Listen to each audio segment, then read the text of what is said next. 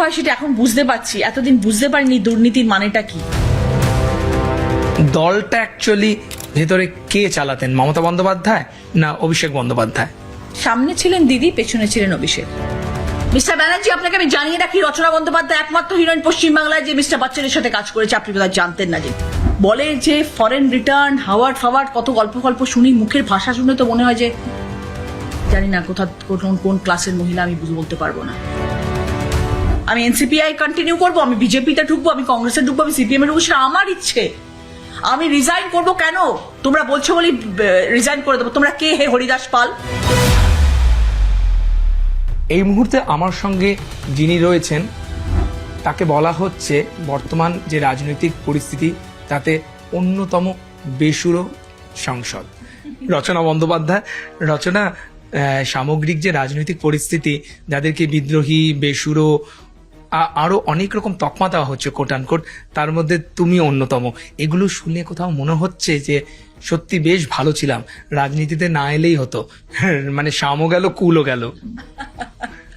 না, সত্যি মানে কখনো ভাবিনি যে রাজনীতিতে আসার পরে এরম দিন দেখতে হতে পারে, এরম একটা পরিস্থিতি হতে পারে, রাজনীতির রূপ এরম হতে পারে, এত কদর্য একটা রূপ হতে পারে রাজনীতির, সেটা কখনো আন্দাজ করতে পারিনি, কখনো ভাবতে পারিনি। ভাবলে হয়তো এই জায়গায় থাকতাম না। দিদির ওপর ভরসা ছিল, দিদির ওপরে বিশ্বাস ছিল, দিদির কথা রেখেছিলাম। দিদি চেয়েছিলেন রচনা ব্যানার্জি আসুক, তাই জন্য এসছিলাম। কিন্তু অন্য স্বপ্ন দেখে এসছিলাম, সেই স্বপ্নটা ভঙ্গ হয়েছে ডেফিনেটলি। মানে তুমি বলতে চাচ্ছ কোথাও মোহভঙ্গ হয়েছে। আর তুমি নিজেই বললে যে মমতা বন্দ্যোপাধ্যায়কে দেখে এসেছিলে। সো যে মমতা বন্দ্যোপাধ্যায় তোমাকে হাত ধরে রাজনীতিতে নিয়ে এলো এবং তুমি জিতলে, সাংসদ হলে, পালা বদলের পর এমন কি হলো যে সে মমতা বন্দ্যোপাধ্যায়ের দল এবং হাত ছাড়তে তুমি বাধ্য হলে? দেখো, বলতে গেলে তো অনেক কথা বলতে হয়, এত কম সময়ের মধ্যে হয়তো এত কথা বলতে পারবো না। বিগত 2 বছর, আমি তো খুব বেশি দিনের সাংসদ নই, বা আমি রাজনীতির তো মানুষ নই, নাই আমার পলিটিক্যাল ব্যাকগ্রাউন্ড রাজনীতি, ঠিক আছে? তো আমি 2 বছরের যখন আমি রাজনীতিতে এলাম এবং যখন আমি দেখলাম যে মানুষ আমার উপরে বিশ্বাস রেখে আমাকে ভোট দিয়েছেন এবং আমি ভোটে জয়ী হয়ে আসলাম, তখন আমার মনে এটাই হয়েছিল। এবং মানুষের থেকে আমি যা ফিডব্যাক পেয়েছিলাম যে গত 5 বছর তো আমরা সেই অর্থে কোনো রকম কাজকর্ম কিছু দেখতে পাইনি আমাদের বিধানসভায়। আশা করব আপনাকে ভোট দিয়ে আমরা সেই জিনিসটা পাবো, এই আশায় তারা ভোটটা দিয়েছিলেন এবং সেই আশায় ভোট দিয়ে রচনা বন্দ্যোপাধ্যায়কে জিতিয়েছিলেন। এই যে সবাই এখন বড় বড় কথা বলছেন যে রচনা ব্যানার্জি বা বাকি সাংসদ, 20 জন সাংসদ বা এই 60-70 জন বিধায়ক যারা পদ ছেড়ে চলে গেছেন, তারা সবাই তৃণমূলের লোগো ছিল, মমতা বন্দ্যোপাধ্যায়ের মুখ ছিল বলে জিতেছেন, ডেফিনেটলি সেটা অনস্বীকার্য নয়। মমতা বন্দ্যোপাধ্যায় নিশ্চয়ই আমাদের দলের নেত্রী ছিলেন, জোড়াফুল আমাদের লোগো ছিল, উনি ছিলেন বলে দল ছিল, উনি ছিলেন বলে আমরা সবাই সুযোগ পেয়েছিলাম আসার জন্য। কিন্তু লড়াইটা আমাদের ছিল, আমরা লড়াই লড়েছিলাম, বাকিরা তো ডেফিনেটলি লড়াই লড়েছে। আমাকে সিটটা কেন দেওয়া হয়েছিল, সাধারণ মানুষকে জিজ্ঞেস করলেই উত্তরটা পেয়ে যাবেন। কারণ আমি রচনা বন্দ্যোপাধ্যায় দি ফিল্ম স্টার, আমি রচনা বন্দ্যোপাধ্যায় দিদি নাম্বার 1। আমার ফেসটাকে কাজে লাগানোর জন্য হুগলি সিট আমাকে দেওয়া হয়েছিল, নাকি আমি একটা সাধারণ মধ্যবিত্ত পরিবারের অজানা একজন মানুষ যাকে ধরে বেঁধে নিয়ে আসা হয়েছিল। না, সেটা তো করা হয়নি। তাহলে কেন করা হলো? একটা হারা সিটকে জেতানো হয়েছে। 2019 সালে রত্না দেনাক সেই সিটে হেরেছেন, তারপর সেখানে লকেট জয়ী হয়ে এসেছিলেন এবং লকেট জয়ী হয়ে আসার পরে Locket is a very efficient political leader, আমার থেকে সিনিয়র সে পলিটিক্যাল, নিশ্চয়ই সেই সম্মানটুকু তাকে দেওয়া উচিত। এবং তাকে হারানোর জন্যে দিদির দরকার ছিল এমন একটা নাম, এমন একটা ফেস যে লকেটের পাশে গিয়ে দাঁড়াতে পারে। তাই জন্য রচনা বন্দ্যোপাধ্যায়কে নিয়ে আসা হয়েছে, মানতে হবে এটা। মহুয়া মৈত্র, কল্যাণ ব্যানার্জি, আরেকটা কে আছে জানো, কুণাল ঘোষ, তো বাদই দাও, আরেকজন কে আছে বলো আমাদের সাংসদ, আরেকজন নামটা মনে করতে পারছি না, ভীষণ বড় বড় কথা বলেন, বাংলায় কথা বলতে আটকায় ওনার বারবার, কীর্তি আজাদ, এরা সব অনেক বড় বড় কথা বলছেন আমাদের সাংসদদেরকে নিয়ে। হ্যাঁ, তারা এত কথা বলছেন, এটা তো সত্য কথা যে সেলিব্রিটি স্ট্যাটাসকে এনক্যাশ করা হচ্ছে রাজনীতির মঞ্চে, এবং করা হয়েছে বলেই আজকে রচনা বন্দ্যোপাধ্যায়কে হুগলি জেলা দেওয়া হয়েছিল এবং সেখান থেকে তিনি জয়ী হয়ে এসছেন, এবং জয়ী হয়ে এসছেন বলেই আজকে এত মানুষের প্রতি আমার দায়বদ্ধতা আছে।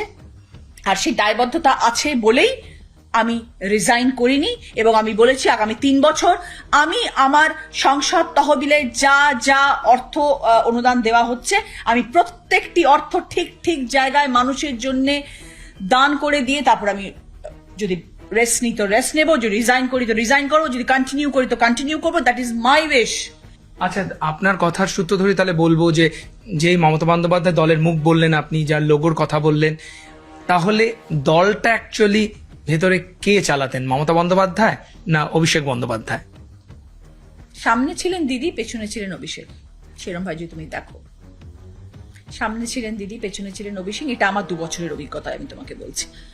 বাকিরা যারা অনেক সিনিয়র লিডার্স রয়েছেন, অনেক বছরের তাদের অভিজ্ঞতা, তারাও তোমাকে এইসব প্রশ্নের অনেক বেশি ভালো উত্তর দিতে পারবে। আমি তোমাকে সেই উত্তরগুলো দিতে পারবো যে উত্তরগুলো আমি 2 বছরে ফেস করেছি। আমার কনস্টিটুয়েন্সি, আমার দিদির সাথে ইন্টারাকশন, আমি যখন দিদির থেকে কোনো হেল্প চেয়েছি দিদি আমাকে কতটা হেল্প করেছেন। তুমি অফিসিয়ালি জানিয়েছিলেন প্রচুর কিছু, অনেক কিছু, যা যা লুপহোলস দেখতে পেয়েছি সব জানিয়েছি, পাইনি কিছু রেসপন্স। যেই 20 জন তোমরা এনসিপিআই তে যোগ দিয়েছো, তাদের বলা হচ্ছে আশপাশে তোমার যেই সমস্ত সাংসদরা রয়েছেন তারা অনেকেই দুধের রাজনীতিবিদ বা দীর্ঘদিন ধরে রয়েছেন। তে কার অঙ্গুলি হেলনে বা এদের কাল অঙ্গুলি হেলনে তুমি দল ছাড়লে? দেখো, অঙ্গুলি হেলন তো আমি বলবো না। আমরা যারা, দেখো আমি তো একটা ফিল্ম ফেটার্নিটি মানুষ, তো ন্যাচারালি আমি যখন রাজনীতিতে এসেছি তখন আমার কাছে খুব ক্লোজ যারা ছিল সেটা হচ্ছে দেব এবং শতাব্দী, কারণ তারাও ফিল্মের এবং তারা টিএমসির জুনো। বাট আমি দেব আর শতাব্দীর সাথে একটু বেশি ক্লোজ, ওরা অনেক আগে এসছে। তো আমি যখন রাজনীতিতে এলাম তখনও কিন্তু আমি এদের দুজনের সাথে বেশি কমিউনিকেট করেছি, কারণ দেব তো এক তো আমার নায়ক, দেব ওপরে থাকে আমার নেবার, সবকিছু মিলিয়ে ভেরি ক্লোজ টু দেব। আর জিন্দাদি মানে শতাব্দী রায় আমার অত্যন্ত কাছের। তো আমাকে, আমি যখন দেখলাম যে এইরকম একটা ধরাশায়ী হচ্ছে এবং এরকম একটা খারাপ আকার নিচ্ছে দলের, আর এরম ভাবে তাসের ঘরের মতন ভেঙে পড়ছে, আমরা সবাই তো ভীষণ রকম ভাবে ডিসার্টেন্ট হয়েছিলাম এই পুরো নিউজটাতে, এবং আমরা দুঃখ পেয়েছিলাম যেটা কি হচ্ছে আমাদের সাথে। তখন যখন এই আলোচনা শুরু হয়েছিল যে আমরা দল ছেড়ে চলে যাব, আমরা এরম দলের সঙ্গে যুক্ত হতে চাই না যেখানে এত দুর্নীতি, এই বদনামের ভাগিদার আমরা হব না। মানুষ আমাদেরকে ভোট দিয়ে জিতিয়েছেন অনেক সততার সাথে, আশা নিয়ে, আমরা তাদেরকে নিরাশ করতে পারি না। এবং এইরকম একটা জায়গা যেখানে শুধু করাপশন, সেখানে অ্যাসোসিয়েটেড হয়ে থাকবো না। তখন আমি দেব এবং শতাব্দীর সাথেই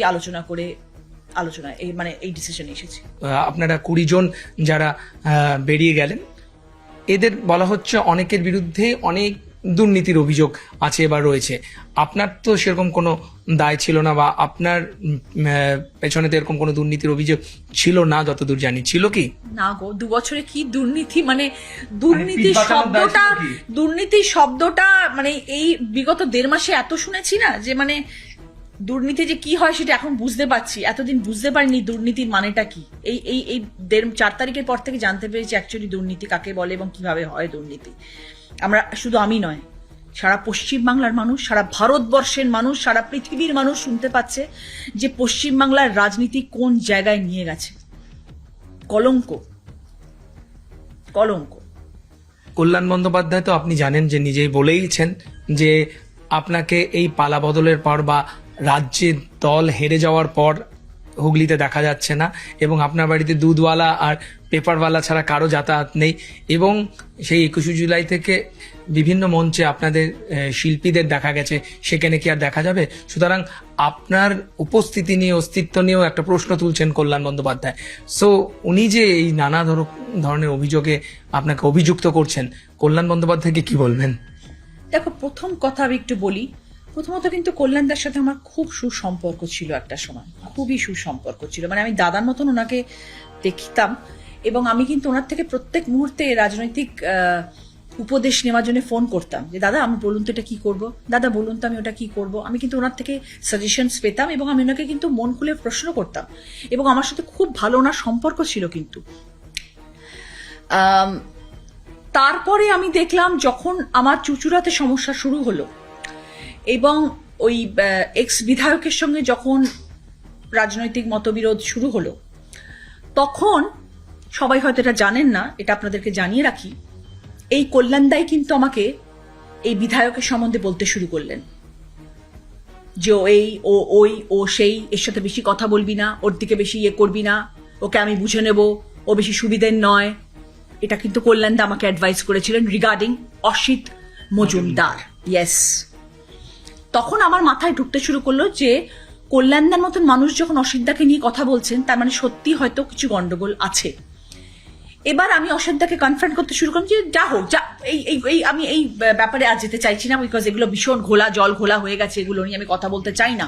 কিন্তু তারপরে আমি দেখতে শুরু করলাম যে হঠাৎ করে কল্যাণদা নিজের কনস্টিটুয়েন্সি ছেড়ে দিয়ে আমার কনস্টিটুয়েন্সিতে এসে হাত মেলাতে শুরু করিয়ে দিলেন। আমার হাত নিয়ে ওনার হাতে মেলাচ্ছেন, আমার কাঁধ নিয়ে ওনার কাঁধে মেলাচ্ছেন। আমি বুঝতে পারলাম না কেন হঠাৎ করে উনি এত দয়ালু হয়ে, উদার হয়ে অসিত মজুমদারের প্রতি হঠাৎ এত প্রেম জেগে গেল ওনার অসিত মজুমদারের প্রতি, কেন আমি বুঝতে পারলাম না। হঠাৎ করে হাতে হাত মিলিয়ে বললেন যে এখন থেকে ওরা দুজনে একসাথে, যেই বেরোলাম মুখোমুখি আর হলাম না, মুখ ঘুরিয়ে চলে গেলাম। বিকজ উনি এমন একজন মানুষ, ওনার মধ্যে এতটাই নেগেটিভিটি আছে যে ওনার সাথে কেউ কোনোদিনও ভালোভাবে কাজ করতেই পারে না। হু আর ইউ? আপনি কে? কেন করবেন? আপনি নিজের জায়গায় সামলান। আপনি তো শুধু কেস করেন টিএমসির সব কেসগুলো লড়েন, আপনি বাইরের কটা কেস করেন? যদি প্রশ্ন করি, উনি আমার কাজ নিয়ে প্রশ্ন করেছেন না, উনি আমার কাজ নিয়ে প্রশ্ন করছেন যে রচনা বন্দ্যোপাধ্যায় কি কাজ করেছেন, কজন চেনে রচনা বন্দ্যোপাধ্যায়কে। মিস্টার ব্যানার্জি, আপনাকে আমি জানিয়ে রাখি, রচনা বন্দ্যোপাধ্যায় একমাত্র হিরোইন পশ্চিমবাংলায় যে মিস্টার বচ্চনের সাথে কাজ করেছে, আপনি বোধহয় জানতেন না জিনিসটা। জানিয়ে রাখি, রচনা বন্দ্যোপাধ্যায় একমাত্র হিরোইন পশ্চিমবাংলায় যে মিস্টার বচ্চনের সাথে কাজ করেছে, আপনি বোধহয় জানতেন না জিনিসটা। এবং শুধু তাই নয়, 7খানা ল্যাঙ্গুয়েজে কাজ করেছে, 150-র উপরে ছবি করেছে, আপনি বোধহয় জানতেন না। এবং এই যে ফ্ল্যাটটা আপনি বলেছেন না আরবানাতে থাকি, আরবানাতে থাকতে গেলে যোগ্যতা লাগে, সেই যোগ্যতা রচনা বন্দ্যোপাধ্যায় অর্জন করেছে টিএমসিতে কাজ করে নয়। এটাও, এই বার্তাটাও যাওয়া খুব দরকার ছিল। এবং উনি আরো একটা জিনিস বলেছেন যে আমার বাড়িতে এখন কেউ আসে না, পেপারওয়ালা দুধওয়ালা আসেন। আপনি কি করে জানলেন দাদা? আপনি কি আমার আরবানার কেয়ারটেকার? নিচে বসে থাকেন সারা রাত্রি ধরে পাহারা দেওয়ার জন্য যে রচনা ব্যানার্জি বাড়িতে কে এসে বেল মারে দেখার